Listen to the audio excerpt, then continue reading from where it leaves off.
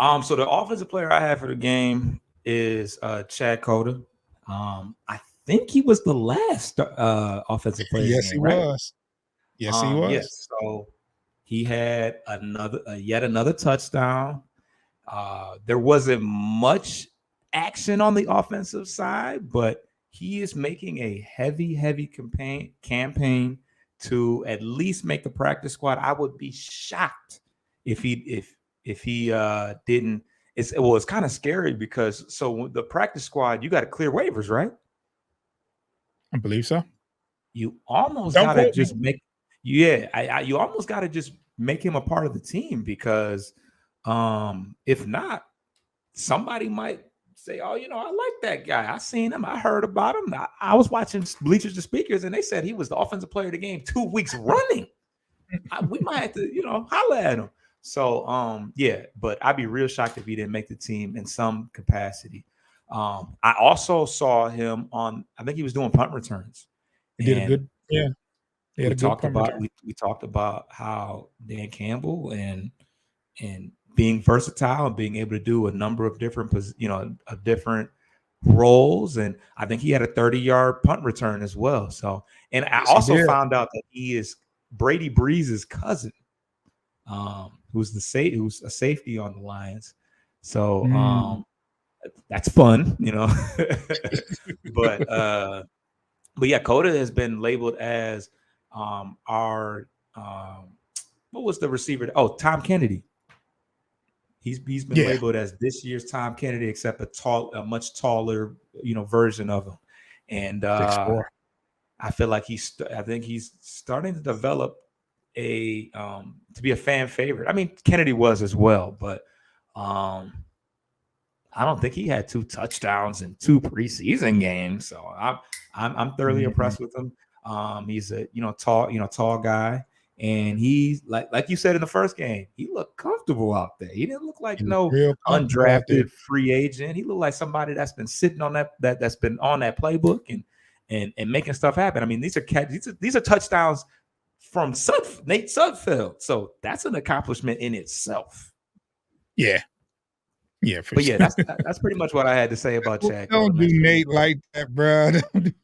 Hey, that's Nate. That's Nate Doggy Dog. But There's not much to talk about as far as the offense. Like, without a doubt, he had the most production on the field Saturday. So he stood out with the punt return and the touchdown. So not punt return for a touchdown. He had a good no, return.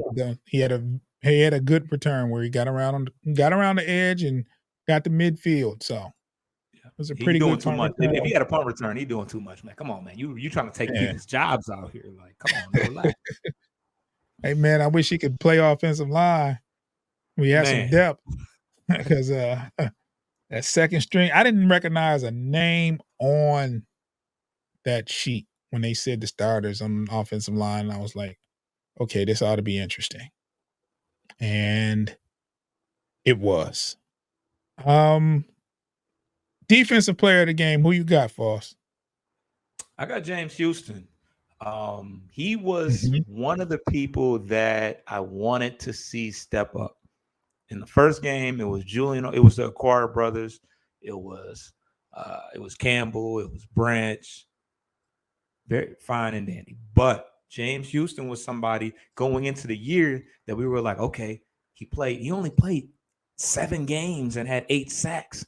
We're expecting him to make another, make a to come into this year and to make that same impact over a 17 game period. So Right. uh first game, so. Second game, got a sack, tackle for loss. Mhm. He was out there getting busy. He was showing us what he's out there in his old college number. I think is why he changed it from whatever it was to 41. That's his old Yep. college number. So um, yeah, I feel like he solidified because they were saying that like he's kind of on the limbo. Like if Julian comes out here and gets another 3 sacks, he's gonna be on the limbo of making the squad again because James Houston didn't even make the the main roster out the gate last year. That's where he started the year, on the practice squad. Mhm. So Wound up it with was 8 sacks. yes, in a few games, but see, the whole league is on demand, is on watch now. You're not sneaking up on anybody. Everybody knows who Yeah. James Houston is. So it was imperative that he showed something in these next few games, because otherwise he was going to possibly end up on the practice squad. Maybe, I don't know. Maybe that wasn't even a possibility. But with all the edges we got Charles Harris, who hasn't played a snap in the preseason game, so you got to think his spot is secure. Of course, Hutchinson, and then the Acquire brothers, and then I feel like there's somebody else on the edge that I'm missing. I don't know. Acquire brothers, Hutch. And you were worried about the Pistons not drafting the edge. Shame on you, boss. You said the Shame Lions? on you. Yeah. You said Pistons, fool. Oh, I'm sorry. I'm like, what? We You switched were sports?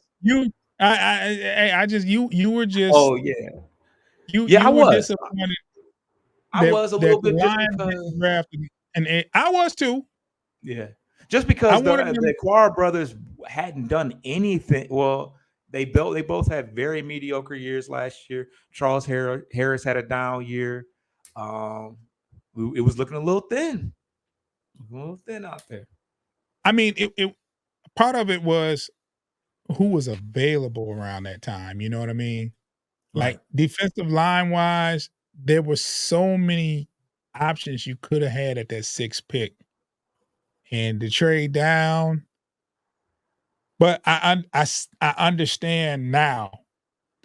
Defensive line is a strength here. Yeah. You know what I'm saying? The Yeah. Detroit Lions Oh, well, have a Kaminsky's on the edge too. How could I forget? he's considered the edge? Yeah, I actually thought he was on the inside. I think he does. I think he can do both. And then Pascal, we have Pascal as well. So The we are defensive stacked. line We looks are stacked at pretty edge. deep. Yeah. Yeah. Yeah. Yeah, so I get it. I get it. And the coaches know and the GM know more about what they need to draft than I do. I'm going to always be critical of it because of the past. I was there when Ebron was drafted. Uh, I was there when and no knock to Ebron, but there was other positions of need and other skill sets we could have drafted. And you see how well that worked. Just wasn't a good fit here.